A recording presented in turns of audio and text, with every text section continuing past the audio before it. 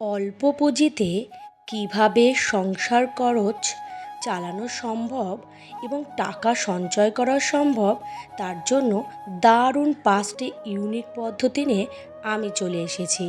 নমস্কার বন্ধুরা, রিমি লাইফস্টাইল চ্যানেলে আমি রিমি প্রতিদিনের মতন আজ আবারও চলে এসেছি নতুন একটা সঞ্চয়ের ভিডিও নিয়ে তোমাদের কাছে। আশা করি দূরে কাছে যে যেখান থেকে ভিডিওটা দেখছো সকলে ভালো আছো, আর তোমাদের ভালোবাসায় আমিও খুব ভালো আছি। এই যে সকাল সকাল কাজ দিয়েই আজকের ভিডিওটা শুরু করলাম। তাড়াতাড়ি করে ঘরের কাজগুলো সেরে ফেলছি। ওদিকে কি রোদ্দুর উঠেছে, অনেক কাজ বাকি। আর কি করা যাবে, ঘরের কাজটা আগে করে বেরোলে না পরে একটু দেরি হয়ে গেলেও অসুবিধা হয় না। আর এই বিছনাটাকে না সুন্দর করে একটু পরিষ্কার পরিচ্ছন্ন না রাখলে কি আর বলা যাবে যে একটু পরে রূপ একেবারে অন্য রূপ পরিবর্তন হয়ে যায়। সকালে একবার বিছানা তোলা হয়েছে, কিন্তু সেটার আর সৌন্দর্য বজায় নেই। সেটা আর কি আর করা যাবে, তাই আবার সুন্দর করে ঘরটাকে এবার সুন্দর করে গুছিয়ে নিচ্ছি। ওদিকে সকালের খাওয়া দাওয়া মোটামুটি কমপ্লিট হয়ে গেছে। টিউশনি শেষ করে খাওয়া দাওয়াটা না আমরা সেরে ফেলি মোটামুটি, তারপরে মোটামুটি বাকি যে কাজগুলো থাকে সেগুলো করি। যাই হোক, বেশি কথা আজকে আর বাড়াবো না, মূল বিষয়তে চলে আসি। ভিডিও শুরুতেই বললাম যে অল্প পুঁজিতে কিভাবে সংসার খরচ চালানো সম্ভব, তার 5টি দারুণ ইউনিক পদ্ধতি নিয়ে আমি আজকে এসেছি। তাহলে শুরু করা যাক। 1 নম্বর উপায়টা হচ্ছে খুচরো টাকা জমানো। এই খুচরো টাকা জমানোর অভ্যাসটা প্রতিটা মানুষের কিন্তু থাকা খুব দরকার। বাড়িতে একটা পিগি ব্যাংক বা মাটির ঘট বা প্লাস্টিকের ঘট, এতে যদি 1 টাকা 2 টাকা 5 টাকা 10 টাকা এই কয়েনগুলো প্রতিদিন জমাতে পারা যায়, তাহলে দেখা যাবে মাসের শেষে কিন্তু বেশ টাকা সঞ্চয় হয়ে যাবে। আমাদের মধ্যবিত্ত ঘরে সাধারণতভাবে সারাদিন সংসার খরচ চালিয়ে হাতে কিন্তু তেমন একটা টাকা থাকে না, কিন্তু এই কয়েনগুলো মোটামুটি সবার হাতেই থাকে। তারা যদি চাও তাহলে কিন্তু এই বুদ্ধিটা অ্যাপ্লাই করতে পারো বা এই পদ্ধতিটাও অ্যাপ্লাই করে দেখতে পারো। তাহলে দেখবে মাসের শেষে তোমাদের এই খুচরো টাকার ভাণ্ডারই অনেকটা ভার হয়ে গেছে। যাই হোক, এবার আসি 2 নম্বর উপায়, যেটা হচ্ছে বাজারের টাকা থেকে টাকা বাঁচানো। তার আগে বলি, আমি অনেক ভিডিওতেই বলেছি যে একেবারে বাজার করে আনলে কিন্তু খরচটা একটু কম হয়, কিন্তু একেবারে বাজার করার টাকাটাও তো একটু বেশি লাগে, তাই না? মধ্যবিত্ত ঘরে হয়তো সেইভাবে সবার কিন্তু বেশি টাকাটা হাতে নাই থাকতে পারে। যারা মোটামুটি প্রতিদিন বাজার করো বা টুকটাক বাজার করে সংসারটাকে চালাচ্ছ, তারা কিন্তু প্রতিদিন 10 থেকে 20 টাকা করে কিন্তু বাঁচিয়ে রাখতে পারো। আর সেটা যদি একটু সঞ্চয় করতে পারো, তাহলে কিন্তু একটা সময় এসে ভালো অঙ্কের টাকা সঞ্চয় হয়ে যাবে। যেহেতু আমি ভিডিও শুরুতেই বললাম যে অল্প পুঁজিতে সংসার চালানোর উপায়, তার জন্যই বলছি যে প্রতিদিন ওই যে তোমরা যে বাজার করছো সেখান থেকে ওই 10 টাকা 20 টাকা এইভাবে করে না একটু বাঁচা, তাহলে দেখবে মাসের শেষে তোমরা একটা ভালো অঙ্কের টাকা সঞ্চয় করতে পারছো। যাই হোক, এবার আসি 3য় উপায়, যেটা হচ্ছে বাড়িতে কিছু কিছু সবজি চাষ করো। এই বাড়িতে যদি তোমরা কিছু কিছু সবজি চাষ করো না, এই যেমন কুমড়ো শাক, লাউ শাক, লঙ্কা, ডাঁটা শাক, এইগুলো কিন্তু ইজিলি বাড়িতে চাষ করা যায়। এই চাষগুলো কিন্তু তোমরা করতে পারো।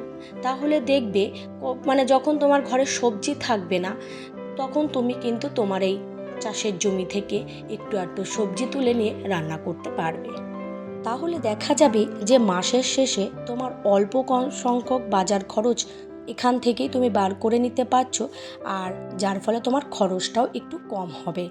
যাই হোক, এবার আসি 4র্থ উপায়, যেটা হচ্ছে রান্নার দিকে, অর্থাৎ রান্নার জ্বালানির দিকে লক্ষ্য রাখা। এইটা কিন্তু এখনকার দিনে রাখতেই হবে, যেহেতু মানে গ্যাসের দাম যে কিভাবে বেড়েছে, যা মধ্যবিত্ত ঘরের ক্ষেত্রে কিন্তু যোগান পাওয়া খুবই চাপের বিষয়। তাই তোমাদের সবসময় চেষ্টা করতে হবে সমস্ত রান্না, যা যা রান্না করবে তার জোগাড় করে নিয়ে রাখা, নিয়ে তারপরে রান্না করা। আর রান্না যখন করবে একটু ঢাকা দিয়ে দিয়ে রান্না করবে, তাহলে দেখবে তোমার জ্বালানিটাও বেঁচে যাবে। আমাদের গ্রাম অঞ্চলে কি হয়, সাধারণতভাবে গ্যাস না থাকলে আমরা কাঠে রান্না করে চালিয়ে দিতে পারি অনায়াসে। যদি চাই 1 একটা সিলিন্ডার 3 মাস 6 মাস চালিয়ে নিতে চাবো, সেটা পারবো, যেহেতু আমাদের গ্রাম অঞ্চলে কাঠের যোগান আছে।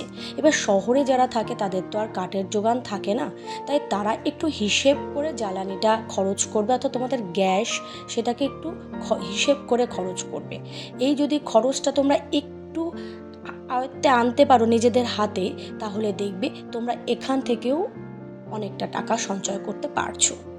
যাই হোক, এই যে সমস্ত কিছু বললাম, তারপরে যেটা 5 নম্বর পয়েন্ট, যেটা হচ্ছে ঘরে বসে ছোট কাজ করো।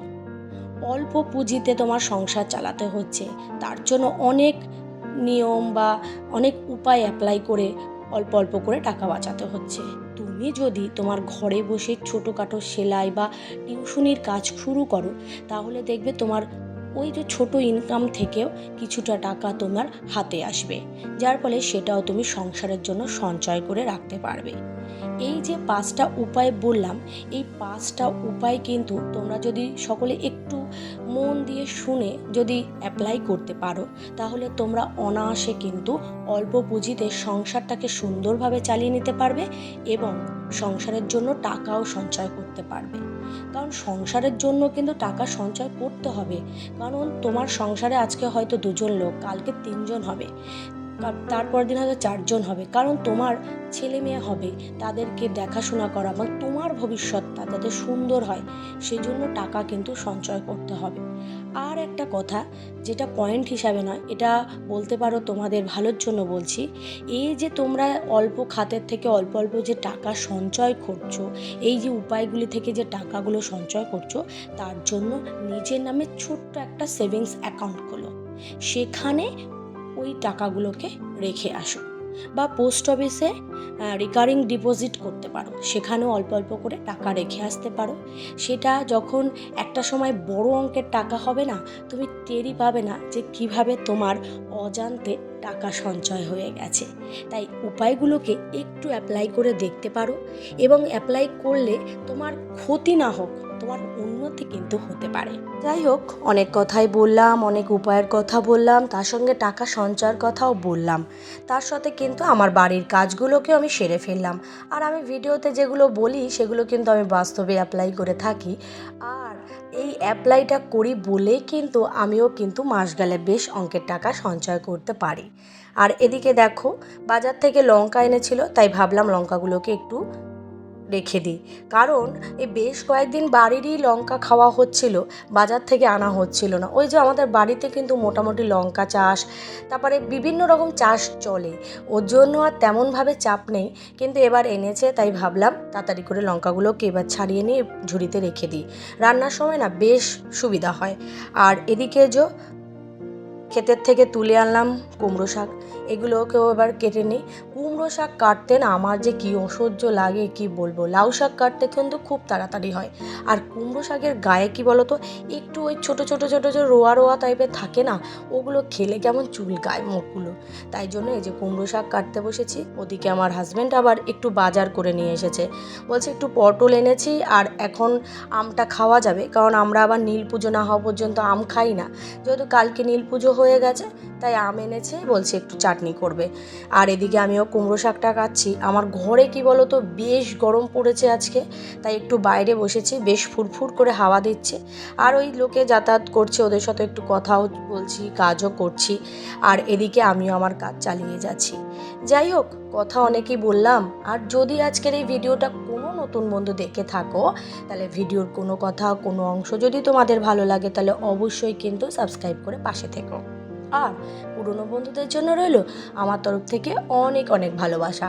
তোমরা যেভাবে আমাকে সাপোর্ট করে যাচ্ছ, ভালোবাসা দিয়ে যাচ্ছ, ঠিক সেভাবে ভালোবাসা দিয়ে যাও, কারণ তোমাদের ভালোবাসা ছাড়া আমি কোনো দিন আমার উন্নতি করতে পারবো না। যাই হোক, আর এদিকে যে ঘরের কাজকামও শেষ, ওদেরকে খাওয়া দাওয়াও হয়ে গেছে, এবার বসে গেছে এই যে ছোট্ট একটা কাজে। ওই যে আমি বললাম, ইনকাম কিন্তু করতেই হবে, ইনকাম না করলে কখনোই টাকা সঞ্চয় করতে পারা যাবে না, কিন্তু নিজের দিকে খেয়াল রাখতে হবে, সাবধানে থাকতে হবে। আর দেখা হবে আবার একটা ভিডিওতে। ভিডিওটা এই পর্যন্তই আজকে শেষ করছি। সকলে ভালো থেকো, সুস্থ থেকো, সাবধানে থেকো, আর নিজেদের খেয়াল রেখো। আর একটা নতুন ভিডিও দেখার জন্য অনুরোধ রইল তোমাদের সকলকে। আজকের মতন টাটা, সকলে ভালো থেকো।